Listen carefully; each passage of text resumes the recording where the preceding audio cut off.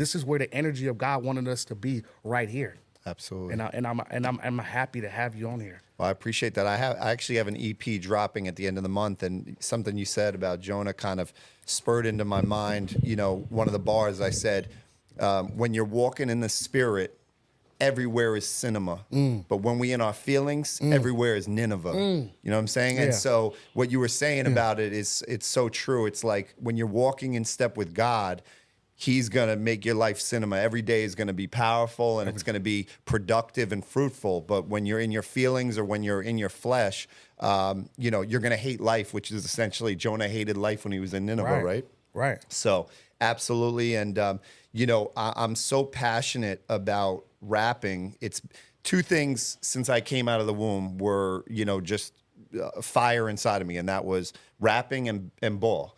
And you know, I always said when I was young, I'm going to be a famous rapper and I'm going to be in the NBA. All right. Yeah. The NBA never happened and it's certainly not going to happen. Right. Yeah. And I'm not a famous rapper, but the Lord took those two passions and I'm getting to do both for His glory as I'm in my 40s. So, you know, that is the most, you know, humbling thing to be able to do what you love for His glory and to see how He makes all this happen, to be here with you, getting to chop it up. It's just, it's such a blessing. And the one thing I want to encourage, you know, the listeners is, you know, if God has given you a gift, you have to go walk in that. I think, you know, when it comes to hip hop, I think a lot of times people all want to be an artist. And my thing is that if I didn't know unequivocally that God was calling me to be an artist, I wouldn't be. I would want to do something else, right? But I know and I'm compelled to be an artist.